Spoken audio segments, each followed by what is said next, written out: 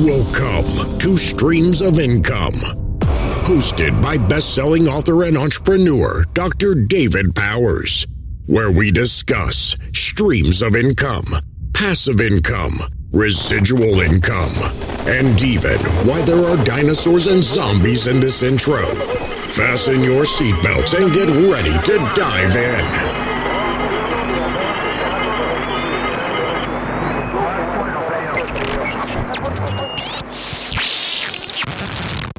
Hello, everybody. Welcome to the Streams of Income podcast. Thank you so much for tuning in. I'm glad you're here.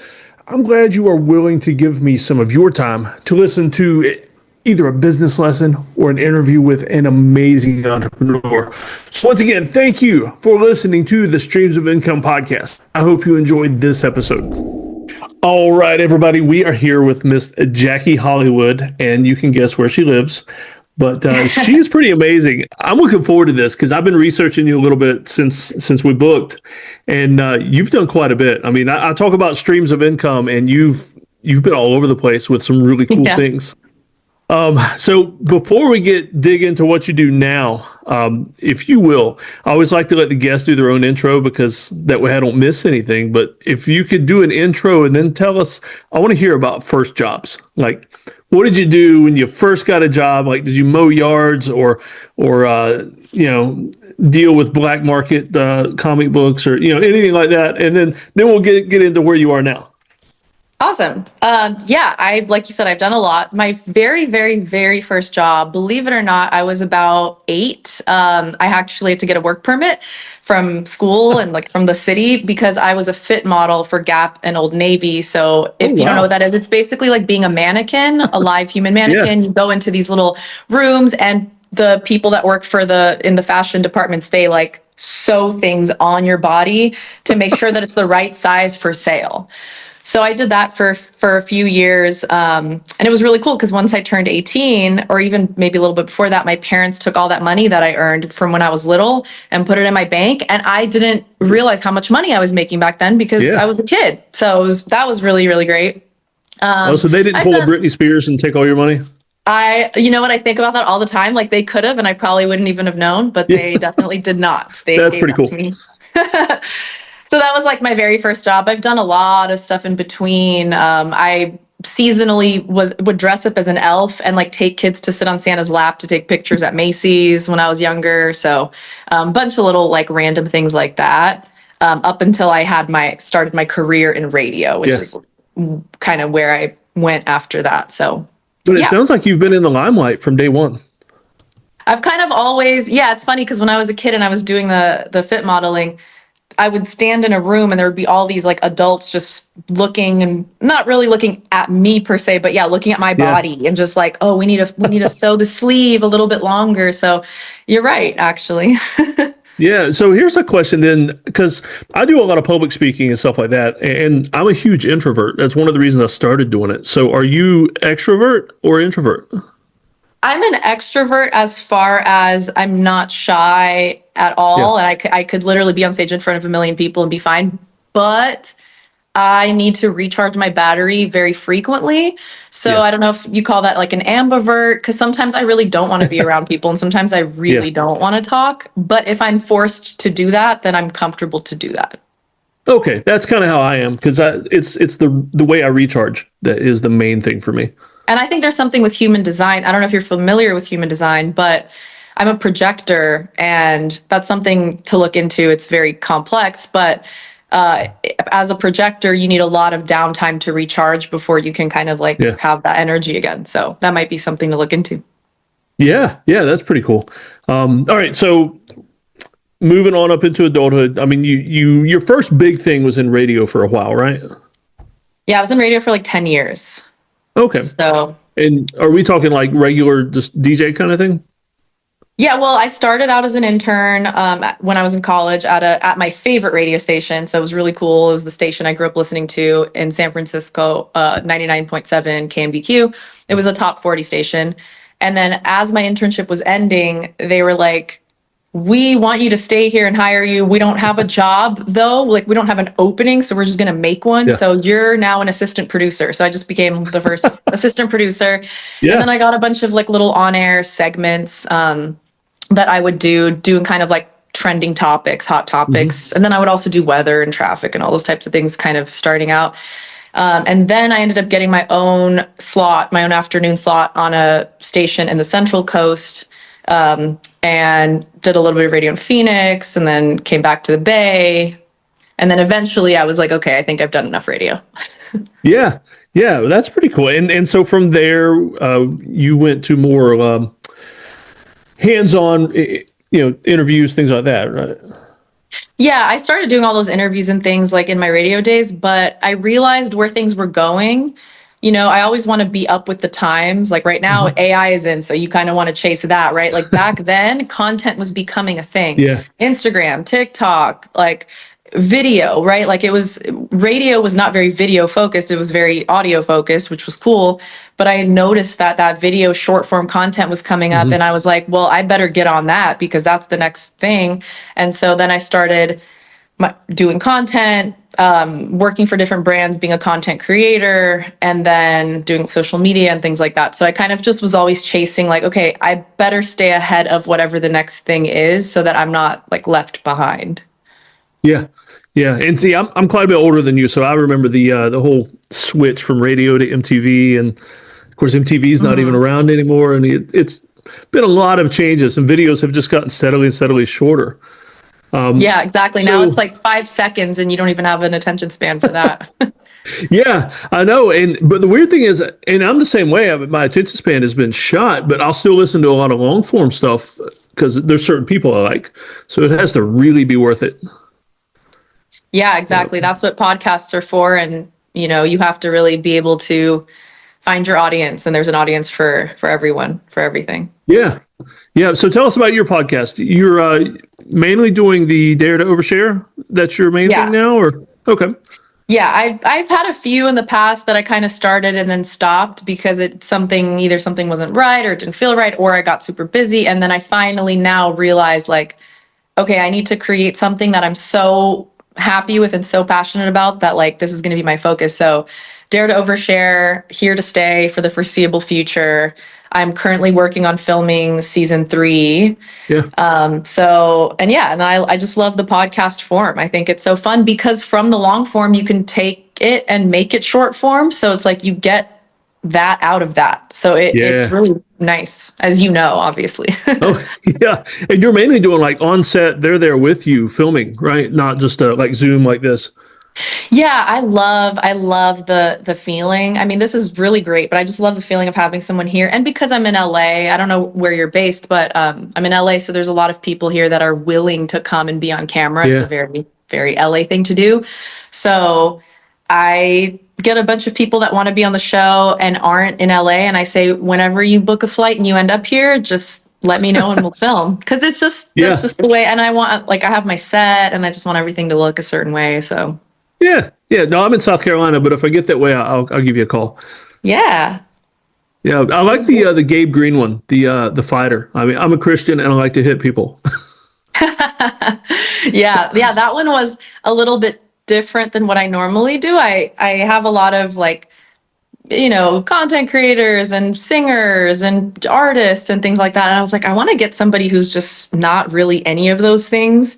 And I watch UFC because my boyfriend likes it, and I sit and watch with him. And I was like, how cool would it be to get a UFC fight? I wonder if I could get a UFC fighter on to come on my show. Yeah. I'm like, my set is so pink. I don't know if they're going to be into it. Let me try, and I found one, and he's really cool. And now we're friends, and it's awesome. Yeah.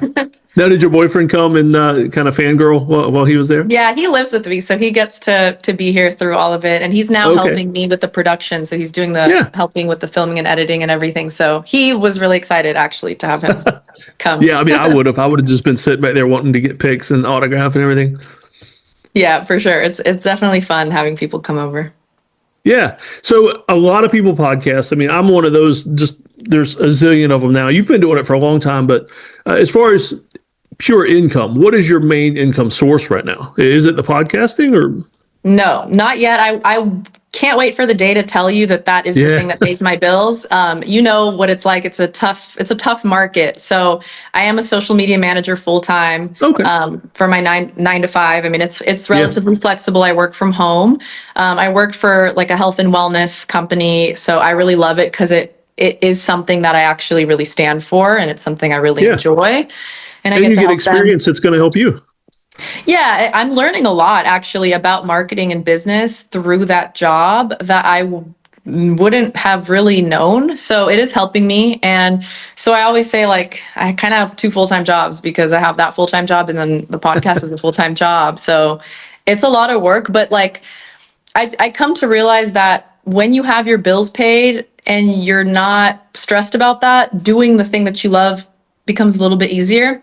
Because when I was younger, I was a little bit stubborn in that way, where I was like, I don't want to work for anybody. I'm just going to grind and make this work. And then it's like, you get stressed out because you're not, and then it doesn't become fun anymore. So I just realized, you know what, I'm just going to get a job like a normal person, make money that way, and still do what I love. And when this starts to blossom into something more where I see potential of money, then I can make that transition out. So my mindset has matured in that way a little bit, which doesn't mean that that's the right thing to do for everyone. It just felt right for me right now. Yeah. No, and you're right. It does make the thing you love more enjoyable if it's not just a grind, because I mean, I help a lot of moms and dads escape W-2 life and move into businesses. And they get this idea in their mind that they just need to go ahead and quit their job and go full into it. And then they're miserable. The business fails. They have no money. And so I always kind of like what you're doing. I mean, just build it up until it's at a point where you can just stop and do what you love. And I've been that before. I have quit my jobs multiple times because I was like, oh, this just isn't fulfilling my soul. Like, I'm just going to do and then it comes to a point where I'm like, oh man, I really want to go on this trip, but like, I should probably save my money. Oh, I want to go eat at this restaurant, but I should probably save my money. And I don't really want to live like that. I want to be able to just do the things that I enjoy. Is it easy to be working for someone and doing my own thing? No, but is it easier to do that than stress about money? Yes. Yep.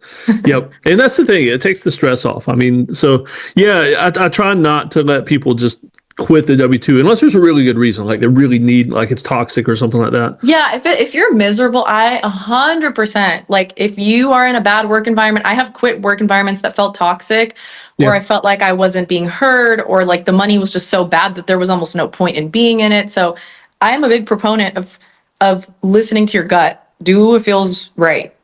Always. Yeah.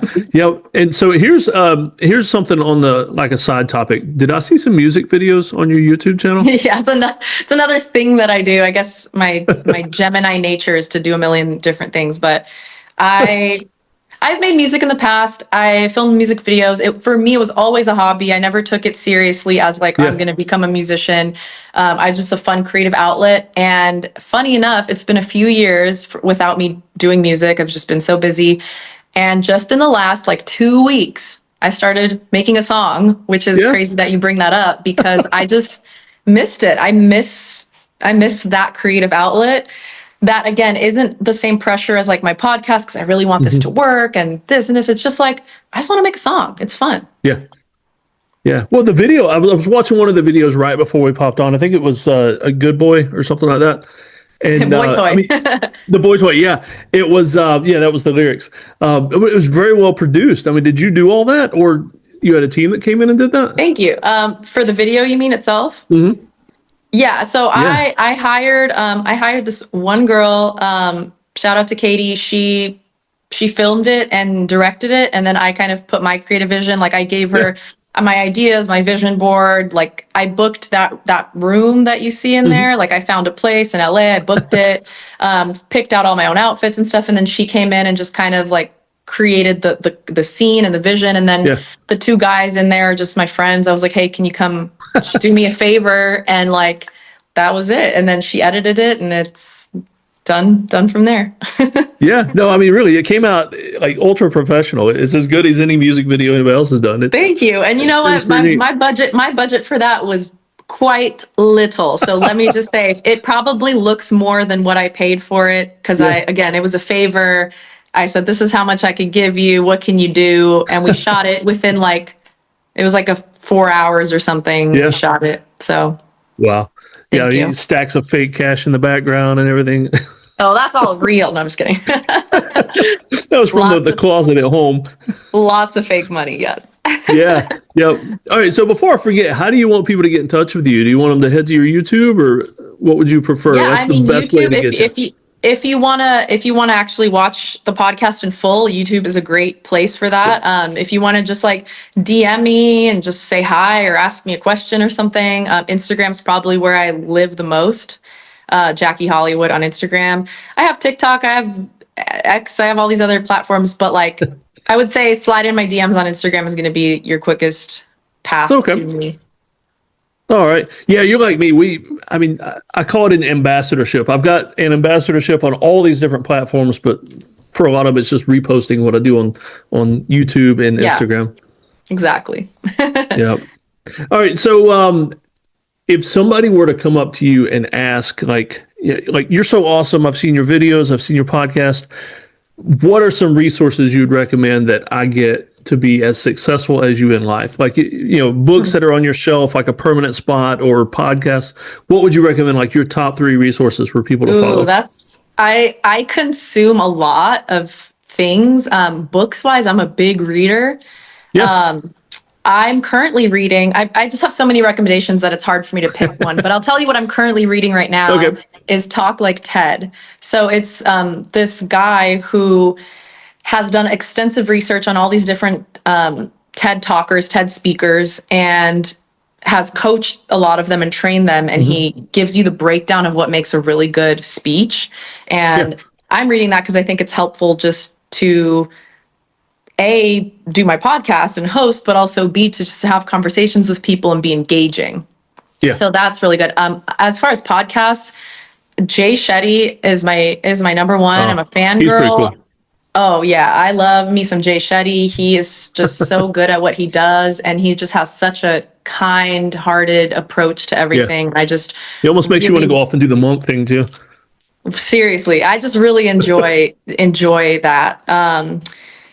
And then this one, maybe a little unconventional. I just think putting yourself out there and talking to people just in person. It's not necessarily a resource, but just tell people what you want in life, speak it out loud, and you never know who is sitting next to you on the bus or who's in the elevator. And I mean, I'm not saying walk up to a stranger and be like, hey, this is what I do, but if that happens, if that interaction happens, don't be shy to promote yourself and tell people what you do and who you are, because you never know.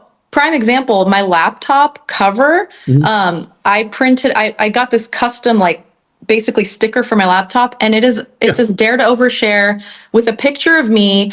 I was a little embarrassed to have it out in public because it's very vain looking, but I was like, this is free marketing. I'm sitting in a cafe and people are looking at my laptop, reading it, and people have come up to me and said, oh, what is that? Is that your show? And it's that's just one way to promote yourself. So yeah. No, I agree. I mean, I've got my business logo. It's me riding on a bear, and on the other side of the laptop, that's the front of the laptop. There you go. It's like a conversation piece. And I love working in the coffee shop. That's where I get the best work done. Absolutely. You just never know who you might meet. I'm such a big networker, and that I was talking to my boyfriend about this yesterday. I'm like, all the coolest jobs that I've ever gotten in my life, including the social media job I have today, I did not apply for. They all came to me through a contact, through a DM, through somewhere. Every single opportunity that I have that I could check off on my list and be like, this was so cool, I didn't apply for it. It was just networking, or I typed something somewhere and someone saw it. So super big on. Oh yeah. Just go out there, and you just never know what opportunities are going to pop up. And like you said, the best jobs I've ever had are ones where I just went in and asked for the job. They might not have even had the job, but I went in and asked for it. Kind of like your radio thing. We're going to just name you something so you can stay here and work. Yeah, I mean, how cool is that as a 21-year-old to be told we don't want you to stop your internship. We don't want you to leave, and at the time it was $11 an hour that they offered me back then. But you know what? It was my dream job at the time, and $11 was better than zero. So I said, okay. And I had to be there at 5 a.m. every single day. So yeah. Oh, wow. That's dedication there. Yeah. Yeah. So what's coming up next for you? What's coming down? Like any really cool guests coming up, or things you're going to be launching soon, or like a sneak preview for us? Yeah, I mean, as far as my podcast, I switched like my set. So all the stuff that's currently out on my YouTube, with the exception of the very recent one, was all done in a different studio in where I live, but a different room. And then I decided to switch the rooms, and now I'm here and I'm getting some acoustic panels. So like I'm kind of redecorating my whole studio. So I'm really excited for and I got new equipment. So I'm excited for the quality of the show, like the video and audio quality. As far as guests, I have a bunch of cool people coming up. I have an author coming on that I enjoy. I just read his book called The Remembering, and his name is Peter, and I'm Peter Kennedy, and I'm going to have him on. So like that's going to be my first author that I'm getting on the show. So I'm trying to expand my guests from just like the entertainment world to more of like experts in certain subjects and things like that. Kind of how Jay Shetty does, because he does have celebrities come on, and I love those. Like Jay Shetty and Cardi B is one of my favorite episodes he's ever put out. But then he also has experts who are maybe less known, but they are so smart and have so much knowledge. And so I'm trying to do more of that. And then, like I mentioned earlier, music coming, very different from what I've put out before. It's going to be, I want to say better, but that's such a subjective term. But I want to say I'm focusing more on the craft of the music versus just being catchy and fun. Okay. So we'll see. Lots of fun things coming up. You going to do a Beyonce and go to country? You know what? Never say never. Not yet, though. She did it well, so I mean, it's wide open there. You just never know. I'm such an open person. Like if something feels right in the moment, I'm not gonna not do it because I think I won't be accepted or what will people think. I'm not like that. If it feels right, I'm putting out a country album. That's not happening right now, but we'll see. And if it doesn't work, so what? You tried it. That's the main thing.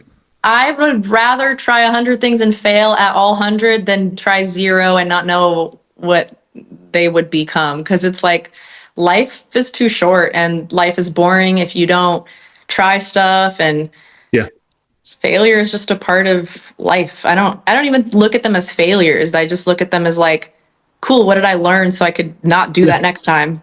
You know, just try something different. And it's not really a failure if you learn something from it.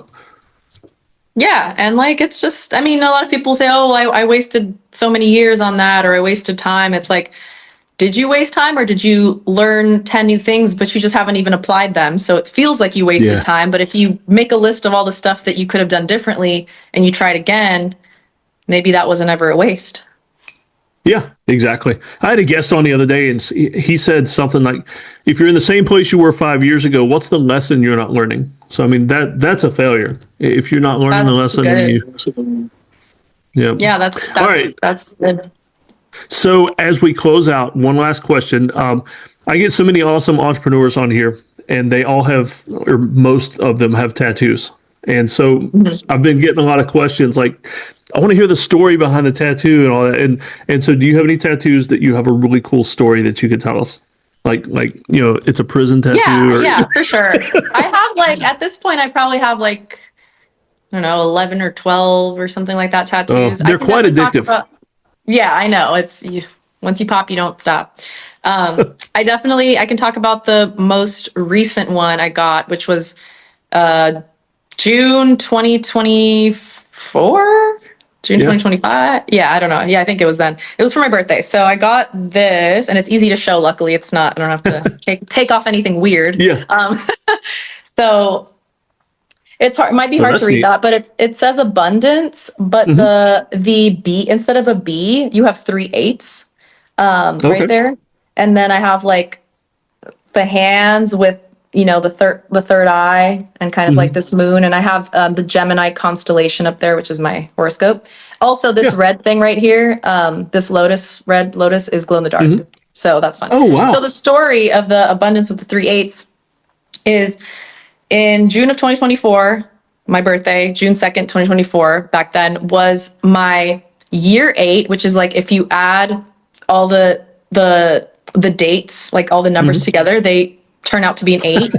I'm also a life path 8. So like you can look up what your life path number is easily online. So I'm a life path 8. My favorite number has always been 8 since I was a kid without even knowing I was a life path 8. And my birthday, and I was turning 35 that year. So that ended up being an 8. There were so many 8s in my life that year. And 8 is the number of abundance. And abundance is one of my favorite words and concepts. So I was just like celebrating my birthday in Hawaii. And then I went ziplining with my friends. And you know how when you go ziplining, if you've ever done that, it shows you how many feet up you are per each zip line. Like you are 400 feet. So the craziest thing was there were like 7 different sort of zip lines. And at the very last one, which is like the highest and most pretty one, we go up there and it says 888 feet. And I was like, this, and it was on my birthday, on my actual birthday. And I was like, this couldn't be any more obvious to me that the universe is giving me a sign of abundance. Like this is going to be the best year of your life. So when I got home after that trip, I called my friend, Kimmy, who's a tattoo artist. She came over to my living room and she tattooed me with abundance. So yeah, nice. See, that's why I love asking, because I mean, you always get some cool stories. Everybody's got a story with a tattoo. Yeah, for sure. They're fun. yeah, or at least they should have a story. If you don't have a story, you probably shouldn't have got it.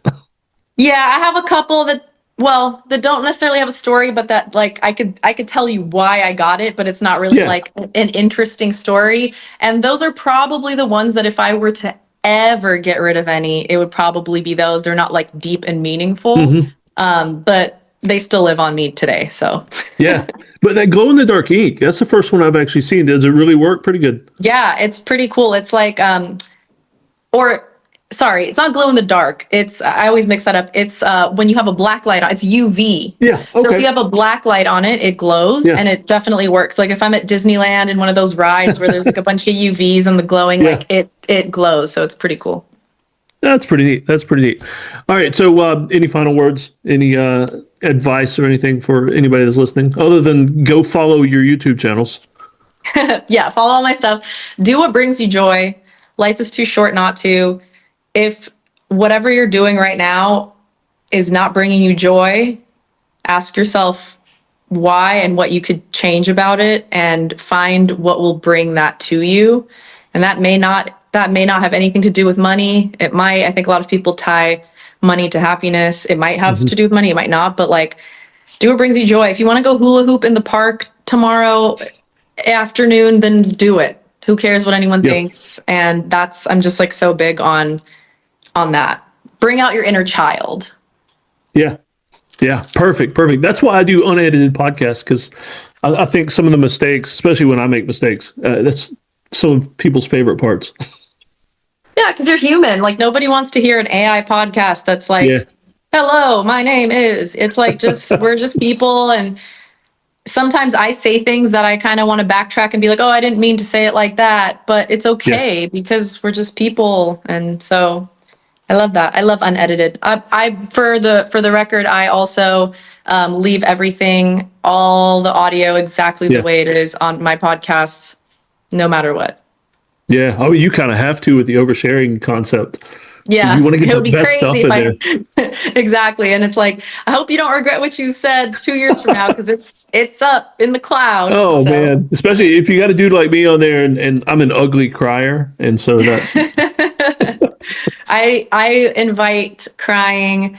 I love it. I'm a crier in general. I'm very in touch with my emotions. And whenever somebody comes on and they cry, I cry right with them. So I love it. Yeah.